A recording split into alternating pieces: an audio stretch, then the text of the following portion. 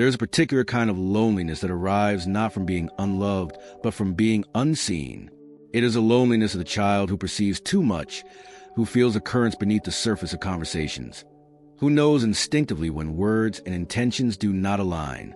Long before you had language for it, you sensed that the world operated on agreements you had never consented to, on scripts you had never been given, on rules that seemed arbitrary yet fiercely defended.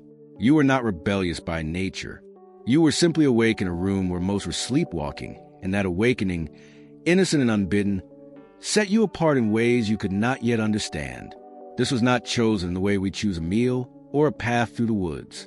It was more like breathing, more like the way a seed knows to reach toward light, even in total darkness.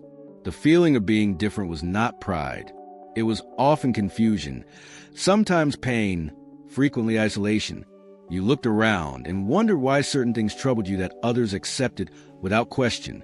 Why cruelty, even small cruelty, left marks on your spirit. Why dishonesty, even polite dishonesty, felt like a weight in the room. You were not trying to be difficult. You were simply unable to ignore what you perceived, and that inability, that openness to truth, became both your burden and your compass. In the old stories, in myths that predate nations and alphabets, there is always a figure who stands at the threshold, the one who sees what others cannot or will not see, the one who speaks when silence would be safer. In these stories, this figure is often exiled, misunderstood, tested by forces that seem insurmountable. This is not because the universe is cruel, but because truth-telling is a disruption. It disturbs the settled dust. It asks questions that unsettle foundations. And when you, in your own small or large way, began to live from that place of inner honesty, you became that figure, not in some grand cosmic drama, but in the quiet, intimate theater of your own life. You told the truth when it would have been easier to lie. You refused to pretend when pretense was the social currency. You stood in your integrity, even when it cost you belonging, approval, comfort. And for this, you were met not with celebration, but with resistance. Not with welcome, but with suspicion. Not with understanding, but with the subtle and not-so-subtle machinery of suppression. They wanted to hide you, not because you were dangerous in the violent sense, but because you were dangerous to the agreed-upon illusions that kept systems running smoothly. Your presence, your truth, was a reminder of what had been sacrificed for the sake of comfort, conformity, safety. If you are hearing these words and feeling something stir in your chest, something ancient and familiar, then perhaps this reflection is meant for you today. Not because you are special in a way that separates you from others, but because you are walking a path that requires companionship, even if that companionship comes through a voice across the distance. If this resonates, consider staying a while. There is more to explore here, more to remember together. The earliest memories often carry the seeds of the entire journey. You may remember a moment in childhood when you saw through a lie and felt the ground shift beneath you. Not a malicious lie, perhaps, but a convenient one, a comfortable one. And you, with your child's clarity, could not unsee it. You may have pointed it out innocently, only to be met with a look, a warning, a redirection. You learned quickly that certain truths were not welcome at the dinner table, that certain observations were better kept to yourself. And so you began the long, painful apprenticeship in self-silencing. You learned to edit your perceptions, to sand down the sharp edges of your awareness, to become smaller so that others might remain comfortable. This was not wisdom. This was survival. But it came at a cost. Each time you swallowed a truth, each time you smiled when you wanted to scream, each time you pretended not to notice the incongruence between what was said and what was real, a part of you went into exile. A part of you was hidden not by them, but by you in a desperate attempt to belong. And yet, that hidden part did not die. It waited. It watched. It gathered strength in the dark. Adolescence often brings a first true rebellion, not against parents or teachers necessarily, but against a falseness that has begun to feel unbearable. You may have found yourself unable to participate in the shallow performances that your peers seemed to navigate with ease. The gossip that felt like poison. The cruelty disguised as humor. The hierarchies based on arbitrary measures of worth. You could not pretend these things were acceptable, and so you drifted to the edges, You became the observer, the outsider, the one who did not quite fit. And in that solitude, something shifted. The loneliness, which had once felt like punishment, began to feel like refuge. Alone, you could think your own thoughts. Alone, you could feel your own feelings. Alone, you could begin to hear the quiet voice within that had been drowned out by the noise of expectation. This was the beginning of the real journey, not the journey toward acceptance by others, but the journey toward acceptance of self, not the journey to be seen by the world, but the journey to see clearly. The world does not punish honesty directly. It is far more subtle than that. It simply withdraws its rewards. When you refuse to play the games, you are no longer given prizes. When you will not flatter, you are not advanced. When you insist on transparency, you are excluded from the rooms where deals are made in shadows. This is not conspiracy. This is simply how systems of power protect themselves. They do not need to actively destroy you. They need only to make your path harder, your voice quieter, your presence less visible. And for a long time, this works. For a long time, you may doubt yourself. You may wonder if you're the problem, if your sensitivity is weakness, if your integrity is naivety, if your refusal to compromise is just stubbornness. You may look at those who have bent, who have learned to smile through dishonesty, who have climbed the ladders by saying what needed to be said, and you may feel a deep, aching envy. They seem happy. They seem successful. They seem unburdened by the weight you carry. And you wonder, late at night when the doubt is loudest, if you have made a terrible mistake. But then something happens. A moment of clarity. A crack in the facade.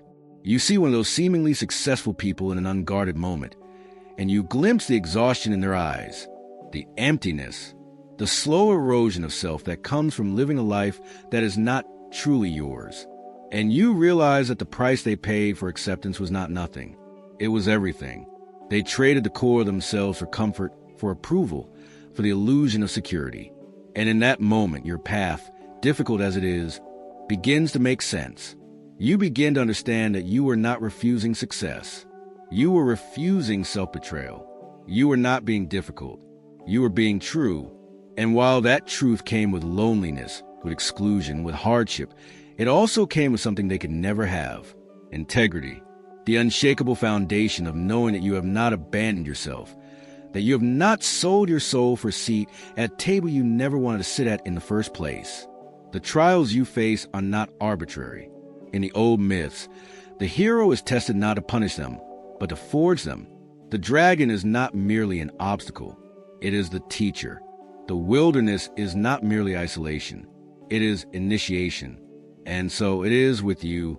Every rejection you have faced, every door closed in your face, every friendship that dissolved when you would not pretend, every opportunity lost because you would not compromise, these were not failures. These were refinements. Each one burned away something false. Each one revealed what was true. Each one brought you closer to the essential core of who you are beneath the conditioning, beneath the fear, beneath the desperate need to be accepted. You have been in the fire, and the fire has not destroyed you. It has clarified you. It has shown you what cannot be burned. And what cannot be burned is worth keeping. There is a particular kind of power that comes from having nothing left to lose. When you have already been rejected, already been excluded, already been misunderstood and maligned, there's a freedom in that. You no longer need to protect a reputation you do not have. You no longer need to maintain appearances that have already been shattered. You can simply speak, simply act, simply be. And this is what they fear most. Not your anger, though they may tell themselves that is the problem. Not your difference, though they may frame it that way. What they fear is your freedom. Your refusal to be controlled by the mechanisms that control everyone else. Your willingness to stand alone if standing with others requires you to kneel. This is not arrogance. This is liberation. And liberation, once tasted, cannot be untasted. You cannot go back to sleep once you have truly awakened. You cannot unsee once you've seen. You cannot unknow once you know. Around the midpoint of any true journey, there comes a reckoning, a moment when the path splits and you must choose not once, but again and again who you will be. It is easy to be honest when it costs nothing. It is far harder when it costs everything. And you have been asked to pay that price more times than you can count.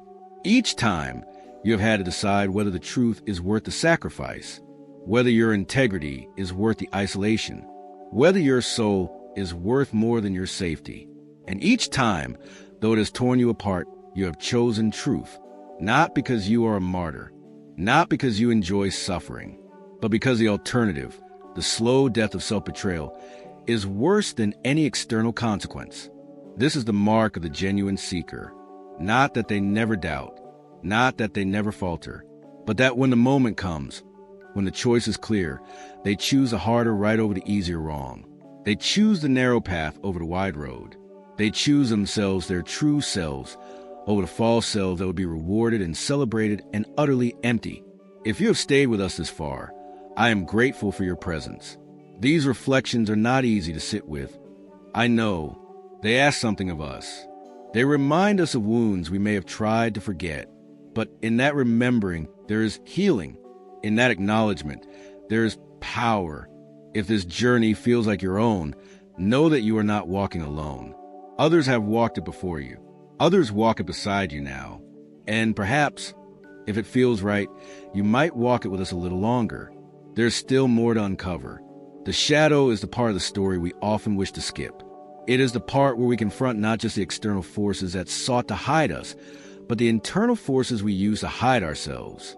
It is the part where we must face the ways we have been complicit in our own silencing, the ways we chose comfort over courage, the ways we told ourselves it did not matter, it was not that important, it was not worth the fight, the ways we diminished our own perceptions to fit into spaces that were never meant to hold us. This is the most difficult work, because it requires us to release the identity of the victim and take up the responsibility of the creator. It requires us to see that while others may have sought to suppress us, we gave them the tools. We locked the doors from the inside. We told ourselves we were being practical, being reasonable, being kind, but we were being afraid. And that fear, understandable as it is, forgivable as it is, must still be named and faced if we are ever to be free. The integration of the shadow is not about self-blame.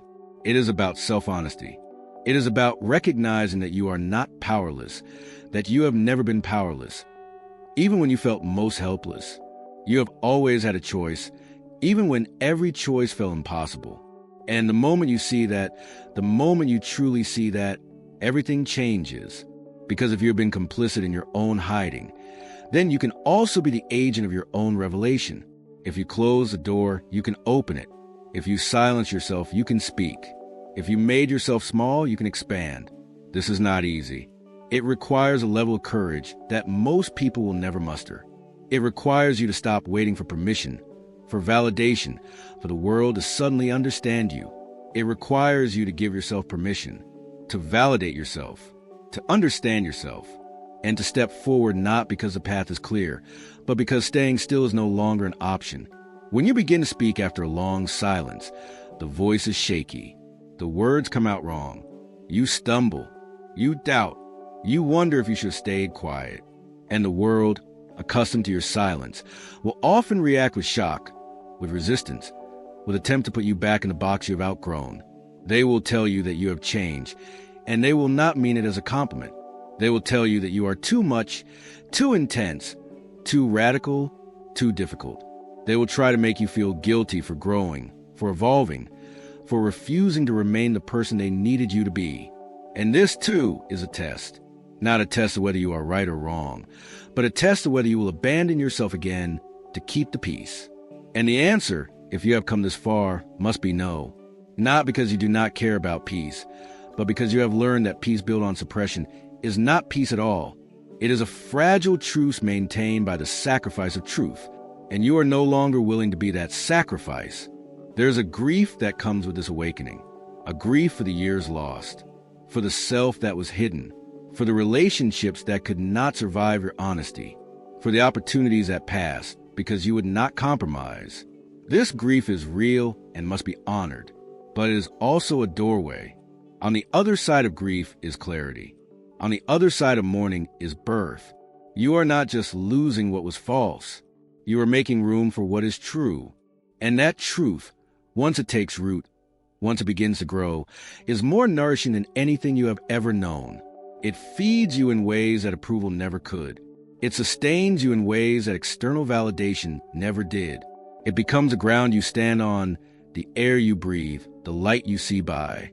And from that place of truth, you begin to attract different people, different opportunities, different experiences. Not because the world has changed, but because you have changed, and you now resonate at a frequency that calls forth what is real rather than what is merely comfortable. The greatest lie you were ever told is that you are alone, that your experience is unique in the sense of being isolated, that no one else has felt what you feel, seen what you see, carried what you carry.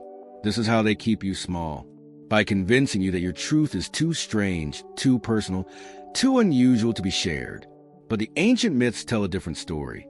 They tell the story of the eternal return, the hero's journey that every true seeker must walk, the descent into darkness, the trials, the temptations to give up, to turn back, to settle for less, the moment of death and rebirth, the return with the treasure, the wisdom, the medicine that can heal not just a hero, but the community. You are living this myth, not as a character in a story, but as a breathing, struggling, evolving human being. And when you understand that your journey is archetypal, that has been walked by countless souls across time, you begin to see that your isolation was an illusion. You were never alone. You were simply in a part of the journey that requires solitude.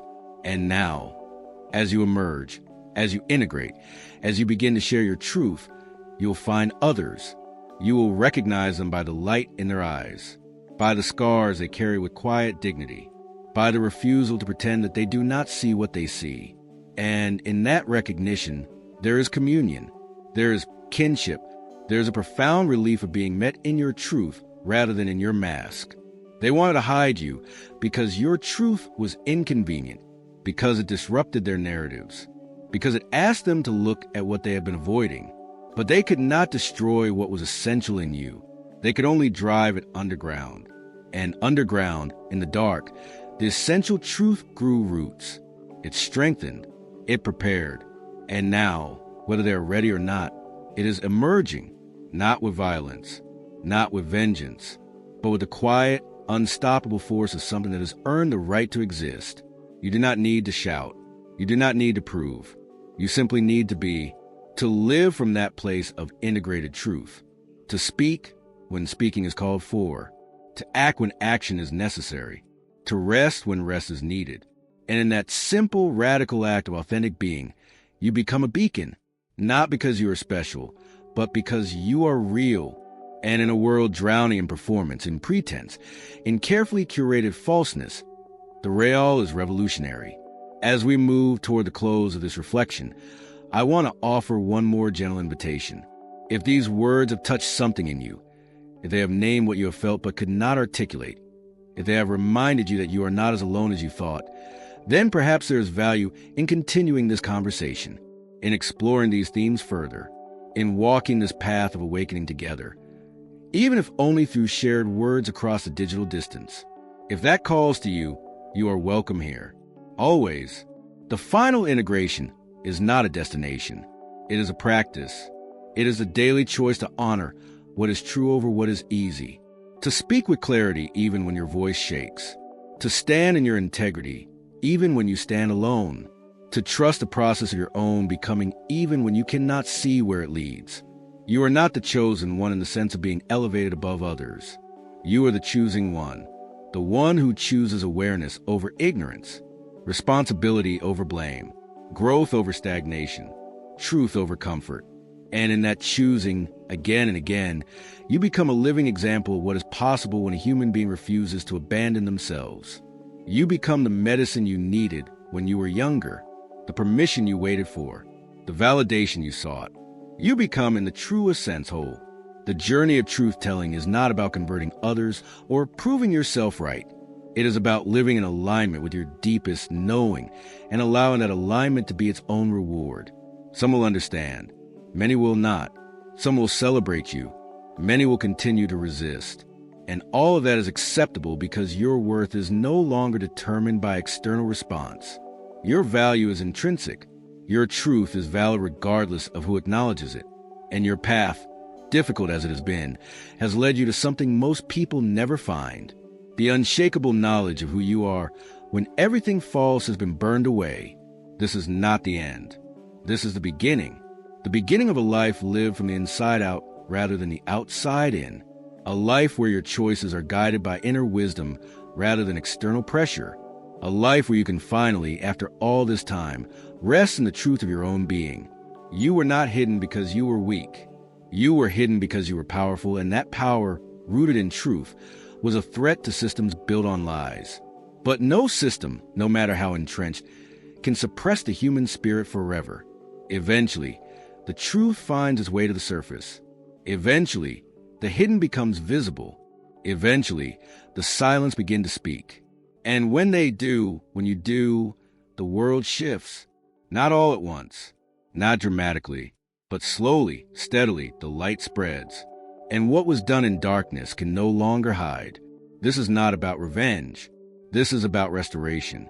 The restoration of your voice, your presence, your truth. And in that restoration, you become not just healed, but whole. Not just free, but sovereign. Not just surviving, but truly, finally, magnificently alive. Walk gently now. Walk with awareness. Walk with compassion for yourself and for all those still caught in the machinery of suppression. You know the way out because you have walked it.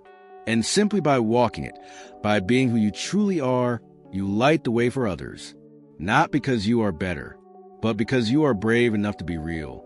And that, in the end, is what changes everything.